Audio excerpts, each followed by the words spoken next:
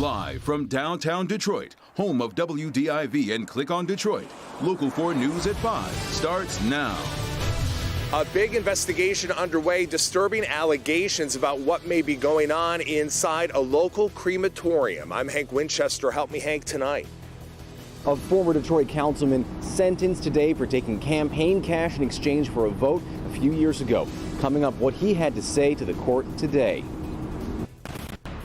All right, Grant, we're going to begin, though, with the weather and Storm Tracker 4, because if you're headed outside tonight, you're going to want to be prepared because rain and storms are moving through. Not as hot as we saw it over the weekend, but the humidity sure is making up for it. Now some rain coming. Yeah, it is. So let's get over to Ben here up the top, and the rain isn't widespread, right, Ben? That's true. It's going to be widely spread here, Kim and Devin. But the humidity is the difference. That's what kept the thunderstorms away this weekend. And now we've got enough instability that as soon as those temperatures really warmed up this afternoon, here pop those storms. Let's take a closer look at this string of storms that's been moving from parts of Washtenaw County into Oakland County. There are a lot of places here that are getting multiple rounds of precipitation. And when we look at the rain rate, those purple shades indicate where we're seeing some heavy rain. A lot of this is moderate, but there's a couple spots up there north of Pontiac. You start getting into northern Oakland County where that rain's coming down pretty good. And we will be seeing a few downpours out of this, probably some lightning strikes. We are not anticipating anything severe. And then as soon as the sun goes down, we'll see an end to the thunderstorms, but get ready to do this all over again multiple times this week. We'll look at your forecast coming up, guys. All right, Ben. Our other top story right now is developing at this hour as Detroit police and the FBI are digging up remains at Gethsemane Cemetery on Detroit's east side. It comes after multiple families have come forward saying the cemetery didn't know where their loved ones were buried. Rod Maloney is live there tonight. Rod, did police say specifically how many cases they're dealing with? Well, yes, there was a hotline. They had 52 people call in, or 52 families ask about their loved ones. They went and looked at all the records. They say that they found 20 that look like there could be a problem. And so today they started digging. They were able to dig up 7 graves as of this afternoon. And they said 6 of those, and this would be the small comfort that the people here out at the dig can take away, 6 of those people were actually in the right spot. There was one person who was not in the right spot, and that was the whole beginning of this investigation we've just been able to confirm. The FBI, Michigan State Police, and Detroit Police Metro Crimes Division had dozens of officers and workers in place exhuming bodies at Gethsemane Cemetery near City Airport. On the scene was Danielle Fenderson, whose family buried her mother here back in 2015. We got the runarounds about where she actually was buried, where she actually supposed to be buried at this time. So we're waiting to see. She's going to be dug up to make sure she's where she's supposed to be. Danielle's concerns came to the fore after the family of Desmond Stinson appeared on Local 4 back in April. He died in his sleep in 2018, and the family installed an ornate headstone for him. They went to move his body to another cemetery to be with other family. And the funeral home discovered at that dig that his body was not in the assigned grave. Today, DPD confirmed the one grave with a mistake was in fact Desmond's. Metro Crimes Commander Eric Decker saying, the one that came out in April, that was basically a site off. Some of the mapping was correct, the coordinates were right. However, the gravestone and the physical marker at that location was off. So that loved one has been found. All of this is troubling to family members who've already said their goodbyes. This is sad for a lot of us. A lot of people are over there right now, you know, in tears and heartbroken, and it's like revisiting this all over again because we just want to know. We just want closure. And so as disturbing as this is for families, they say that the DPD believes that there is nothing criminal here, that they're going to continue digging in the next day or two, but there's no criminal investigation. They just want to help out the families that have gathered here. Back to you. Yeah, Rod, remind us again, who manages this cemetery? Well, it's a subcontractor to the city of Detroit. The city actually apparently owns the cemetery, and they have a management company that takes care of it, but it's a new management company that was not in place back when all of these cases were first starting to get questioned. Yeah. Okay. Rod, we appreciate it. Devin? Despite criticisms that it's been too light a sentence, former Detroit Councilman Gabe Leland won't be going to prison after pleading guilty to taking improper campaign contributions. Today, a judge sentenced Leland to 2.5 years probation. Grant Herms following the sentencing, and Grant, the judge did try to make it clear that he doesn't believe that this is a slap on the wrist, which some have suggested. Yeah, he does not believe that. In fact, he made a whole point to say that he thinks that his sentence was serious enough. He wanted to show how serious he thought it was that Leland broke the public's trust. And with that sentence today, it ends a 3-year-long saga of yet another corruption case here at City Council. Former Detroit Councilman Gabe Leland back in court, learning his fate. What we're here for is that Mr. Leland foolishly decided to accept a campaign contribution in cash, which is contrary to Michigan law. The judge sentencing Leland to 2.5 years probation after he pleaded guilty in May to misconduct while in office for agreeing to take $15,000 in campaign donations and free car repairs in exchange for his vote back in 2017. Leland's attorney saying there had been an agreement made asking Leland only serve 1 year of unmonitored probation. The judge today felt differently. The recommendations for 5 years probation, I think that 1 year probation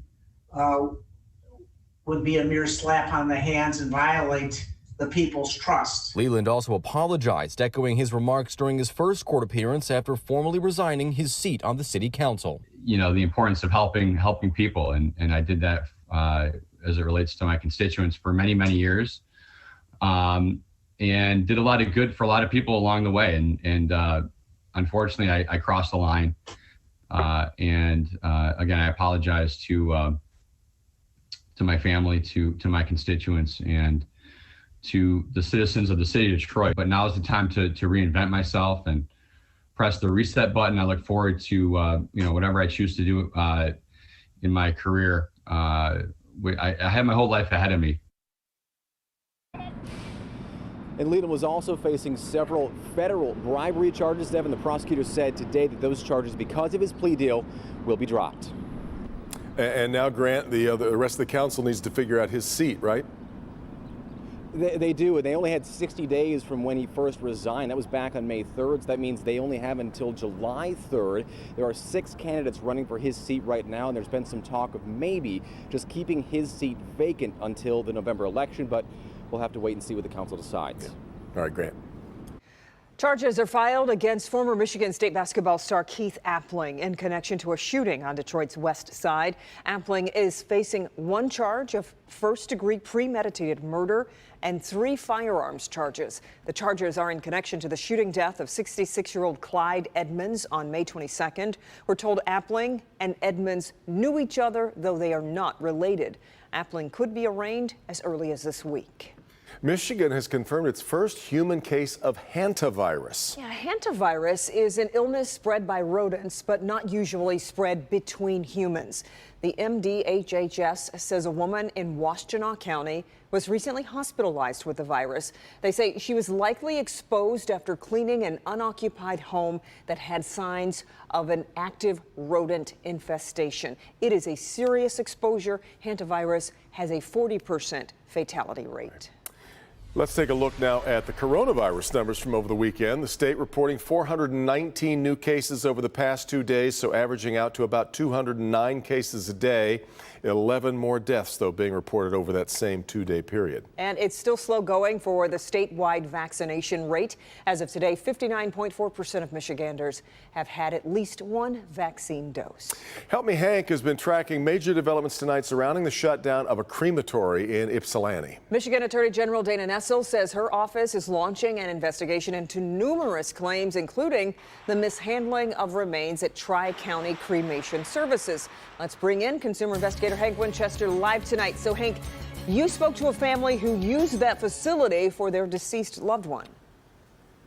And Kimberly, as you can imagine, they're devastated. They're still working to get their loved ones' remains out of that facility that's been locked up by the state. And when you learn what investigators found inside, you will be shocked. Today, you can see the smoke still billowing from the crematorium that was shut down by the state. Action taken. The notice is now posted. And this after an investigation that revealed that deceased individuals that were awaiting cremation were not being stored properly. bodily fluids were found leaking onto the floor of the building, and the state taking quick action, shutting down Tri-County cremation services. It is awful. I still don't know where she's at. This woman who asked me to conceal her identity is still reeling over the recent death of her daughter, and disturbed and disgusted that her remains are in this building and she is unable to get them. That's an awful thing that they have done. It's rotten. How could you do that to somebody? My daughter was 34 years old. She was far too young to die, and I want my daughter's body back.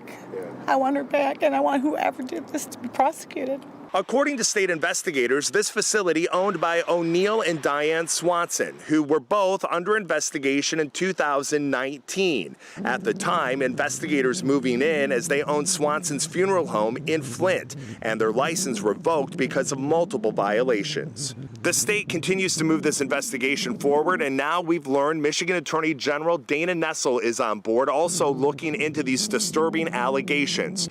The goal now, reuniting family members with their loved ones' remains.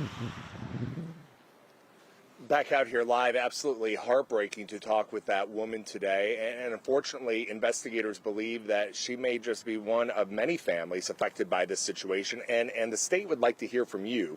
If you are being impacted by this closure, make sure you contact the Attorney General's office right away. We're live here tonight. Hank Winchester, help me, Hank. Okay, Hank. The FDA approves an experimental drug to treat Alzheimer's disease. First new Alzheimer's drug in nearly 20 years. It comes from the company Biogen. It was developed for patients with mild cognitive impairment, not just severe dementia, and intends to slow progression of Alzheimer's disease and not just ease the symptoms. But the approval comes after outside experts concluded there is not enough evidence to support the effectiveness of the treatment. Okay, we've got a lot more to come here on a Monday. Let's check in with Priya. 2 elementary-age schoolgirls with special needs accuse a vision specialist of sexual assault. And my heart just shattered there and then, so she came right home and told me. She said she didn't mention it to her teacher. She wanted to tell me first. Tonight, the families are suing 2 school districts. We'll have the latest on the police investigation. A lot more police near Orleans Landing just off the riverfront, but the block parties continue. But first, the winner of a $1 million scratch-off ticket forgets to do something pretty important as he rushed home from the gas station. We'll have that next.